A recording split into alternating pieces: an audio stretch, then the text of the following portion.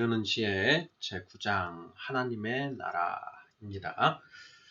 자, 하나님의 나라 이과의 목표를 읽어보도록 하겠습니다. 첫째, 이 세상에서 천국에 들어가야 육신이 죽은 뒤에도 천국에 들어갈 수 있다는 점을 이해합니다. 둘째, 천국 혼인잔치에 입고 갈 예복이 바로 구원에 이르는 지혜라는 점을 이해합니다. 이렇게 두 가지 이과의 목표가 제시되어 있습니다. 첫 번째 이과의 목표를 보면 이 세상에서 천국에 들어가야 육신이 죽은 뒤에도 천국에 들어갈 수 있다. 자, 이 말에 우리 성도님들 동의가 되시는지 모르겠습니다. 이 땅에서 우리가 천국에 들어가 있어야 육신이 죽은 뒤에도 계속 천국에 머무를 수 있다. 네, 이런 이야기인데요. 자, 만약 이 땅에서 우리가 천국에 들어가지 못했다. 그러면 육신이 죽은 뒤에 천국에 들어갈 수 있을 것인가? 네, 이런 질문입니다. 어떻게 생각하시나요? 자, 이 부분에 대한 답을 찾는 것이 이 9장의 이제 목표 중 하나가 되겠습니다. 이과의 목표 2번입니다. 천국 혼인잔치에 입고 갈 예복이 바로 구원에 이르는 지혜라는 것을 이해한다. 이렇게 되어 있습니다. 천국 혼인잔치는 우리 요한계시록 이제 22장에 이제 나오죠. 거룩한 성 예루살렘 그리고 우리의 구원자 대신 우리의 대장 대신 예수 그리스도와 몸된 교회의 결혼이 바로 천국 혼인잔치인데요. 이 혼인잔치에 들어가기 위해서는 예복을 입고 와야 됩니다. 예수님이 그런 비유의 말씀을 하셨지요. 혼인잔치의 비유 말씀을 하셨는데, 자, 너는 어찌하여 예복을 입고 오지 아니하였느냐? 이놈을 끌어다가 바깥 어두운 곳에 내쳐라. 그곳에서 이를 갈며 울리라. 이렇게 말씀을 하셨습니다. 바로 그 예복을 입어야만 천국 혼인잔치에 들어갈 수 있다라는 것이죠. 그 예복이 무엇인가? 예복. 성경에서는 예수 그리스도로 옷 입으라, 흰 옷을 입으라, 흰 두루마기 이런 표현들이 여러 곳에서 이제 등장하고 반복되고 있는데요. 예수 그리스도로 옷 입는다라는 것입니다. 예수 그리스도는 곧 하나님의 말씀. 우리가 성경에서 주 또는 예수 또는 그리스도라는 단어가 나오면 하나님의 말씀으로 바꿔서 읽으면 그 뜻이 명확해지는 경우가 대부분이다. 이렇게 말씀을 드렸습니다. 예수 그리스도로 옷 입으라 라는 것은 결국 하나님의 말씀으로 옷을 입은 것. 너희가 내 안에, 내가 너희 안에 거하면, 예수님이 이렇게 말씀을 하시죠. 자, 너희가 하나님의 말씀 안에 거하고 하나님의 말씀이 너희 안에 있으면, 이렇게 바꿔서 읽어보면 뜻이 명확해지는데요. 바로 그 예복은 결국 하나님의 말씀이고 그 하나님의 말씀 안에 하나님이 정직한 자를 위하여 예비해 두신 완전한 지혜가 들어있다라는 것이죠. 그리고 그 완전한 지혜가 디모데후서 3장 15절에 또 네가 어려서부터 성경을 알았나니 성경은 능히 너로 하여금 구원에 이르는 지혜가 있게 하느니라. 이렇게 말씀하십니다. 그 완전한 지혜가 곧 구원에 이르는 지혜다. 그 구원에 이르는 지혜를 우리가 성령님의 조명하심을 통해서 말씀 안에서 깨달아 아는 것, 그것이 바로 구원에 이르는 지혜를 우리가 알게 되는 것이다. 이렇게 말씀을 드렸었고요.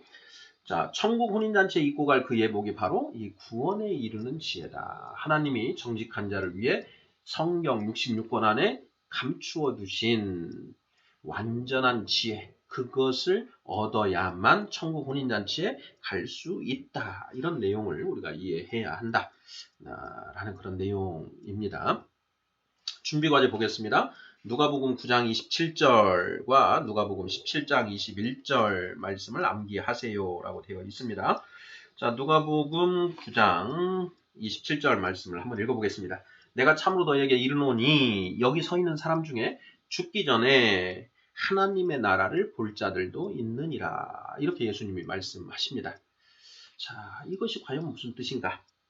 내가 참으로 너희에게 이르노니 여기 서 있는 사람 중에 죽기 전에 하나님의 나라를 볼 자들도 있느니라.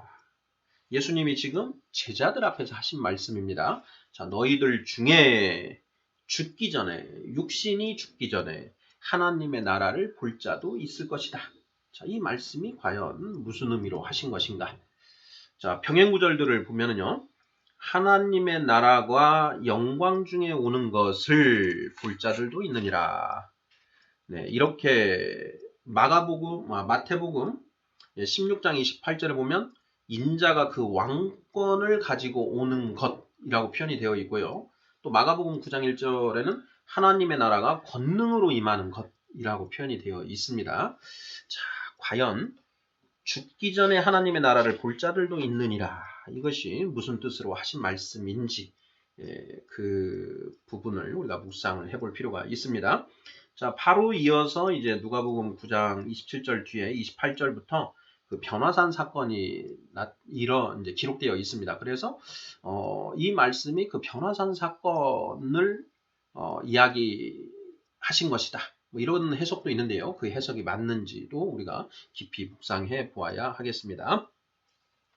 네, 누가복음 17장 21절도 한번 보죠. 17장 21절은 또 여기 있다 저기 있다 하고도 못하리니 하나님의 나라는 너희 안에 있느니라. 자, 바리새인들이 하나님의 나라가 어느 때에 임하나이까 묻건을 예수께서 대답하여 이르시되 하나님의 나라는 볼 수 있게 임하는 것이 아니요 또 여기 있다 저기 있다고도 못하리니 하나님의 나라는 너희 안에 있느니라. 이렇게 말씀을 하십니다. 자, 하나님의 나라 새하늘과 새 땅 요한계시록 21, 22장에 기록되어 있지 않습니까? 우리는 그 하나님의 나라를 소망하는데 예수님이 하나님의 나라는 볼 수 있게 임하는 것이 아니다. 이런 말씀을 하십니다. 도대체 이게 무슨 날벼락 같은 말씀이신가? 우리가 깊이 묵상을 해봐야 합니다. 아울러서 하나님의 나라는 너희 안에 있다. 이렇게 말씀하십니다. 여기 있다 저기 있다고도 못하리니 하나님의 나라는 너희 안에 있다. 하나님의 나라는 네 안에 있다 이렇게 말씀하시는 게 아니라 너희 안에 있다 이렇게 말씀을 하십니다. 이게 무슨 뜻일까 하는 부분, 이 부분 깊이 묵상을 해볼 필요가 있습니다. 준비과제 두 번째 고린도전서 15장을 매일 한 번씩 읽으십시오 이렇게 되어 있습니다. 고린도전서 15장은 부활장이라는 이제 그런 별칭을 가지고 있는데요. 우리는 육신이 죽으면 다 잔다라고 이렇게 성경은 표현이 되어 있습니다. 그리고 예수님이 재림하실 때 첫 번째 부활이 있고 그리고 백보자 심판의 때에 두 번째 부활이 있습니다. 그때 첫 번째 부활 때에는 예수님의 나라, 예수님을 위하여 그 순교한 목숨을 바친 그러한 자들이 먼저 첫 번째 부활하여 예수님과 같이 1000년 동안 왕노릇한다라고 요한계시록 20장에 기록이 되어 있지요. 그 첫째 부활이 있고 두 번째 부활은 이제 모든 자고 있는 이 땅에 육신을 입고 왔다가 죽은 자들이 모두 다 부활을 합니다. 물론 첫째 부활 때 부활한 존재들은 이미 부활해 있는 것이고 첫째 부활 때 부활하지 않은 존재들이 모두 부활해서 예수님 앞에서 심판주이신 예수님 앞에서 심판을 받는다라는 것이죠. 자, 바로 그 심판 이후에 이제 천국 새하늘과 새 땅에서 살 존재들과 그리고 영원한 불못에 던져질 그 존재들이 갈립니다. 양과 염소가 완전히 갈려져서 자, 천국에서는 영생을 그리고 지옥에서는 영벌에 처해지게 된다라고 성경은 이야기하고 있습니다. 그러니 우리가 하나님의 나라라고 했을 때에는 누가복음 9장 27절, 누가복음 17장 21절 말씀에서 말씀하시는 우리가 이 땅에서부터 육신을 가지고 있을 때 누리는 그 천국과 그리고 우리가 부활한 뒤에 있을 그 천국 이 두 가지를 모두 묵상해봐야 합니다. 그래서 고린도전서 15장을 매일 한 번씩 읽으면서 우리가 그 부활에 관하여 깊이 있는 이해를 하는 것을 목표로 하게 되겠습니다. 자, 준비 묵상 한번 살펴보도록 하겠습니다. 예수님은 여기 서 있는 사람 중에 죽기 전에 하나님의 나라를 볼 자들도 있느니라고 말씀하시고 또 하나님의 나라는 볼 수 있게 임하는 것이 아니요 또 여기 있다 저기 있다고도 못하리니 하나님의 나라는 너희 안에 있느니라고 말씀하셨습니다. 자, 천국은 분명 우리의 육신이 죽은 후에 가는 나라입니다. 예수님은 무슨 뜻으로 이런 말씀을 하신 것일까요? 네, 준비 과제 1번에서 누가복음 9장 27절, 누가복음 17장 21절 말씀 암기하라라고 되어 있는데, 자, 이 암송을 하면서 우리가 과연 이 말씀이 의미하는 바가 무엇인지 이거에 대해서 깊이 있게 묵상을 해볼 필요가 있다라는 것입니다. 자, 먼저 우리 성도님들 한번 이 준비 묵상에 대해서 그 묵상을 하기 전에 지금까지 내가 생각하고 있었던 이 말씀이 무슨 뜻이다라는 것, 그것에 대해서 한번 그 답을 해보실 필요가 있습니다. 누가복음 9장 27절, 여기 사 있는 사람 중에 죽기 전에 하나님의 나라를 볼 자들도 있느니라. 이 말씀이 무슨 뜻인가? 예, 흔히들 변화산 사건을 염두에 두고 하신 말씀이다.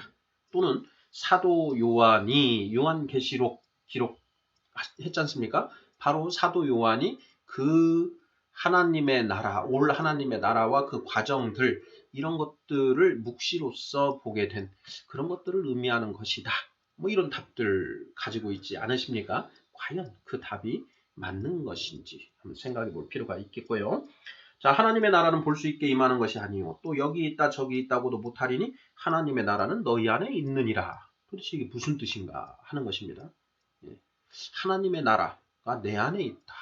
내 안에 있는 것까지는 이해가 됩니다. 자, 내 마음 보좌에 예수님이 앉으셔서 이제 예수님이 나를 다스리기 시작하시면 내 안에 하나님의 나라가 만들어진 것이죠. 완성된 것 아니겠습니까? 뭐 그런 의미로 우리가 이해할 수도 있는데, 그런데 예수님은 하나님의 나라가 네 안에 있는 것이 네 안에 있다 이렇게 말씀하시지 아니하시고 너희 안에 있다, 너희들 안에 있다 이렇게 말씀하시거든요. 자, 이게 무슨 뜻인가? 네, 우리가 원효대사의 일체유심조라는 이제 그런 그 표현을 들어본 적이 있으실 겁니다.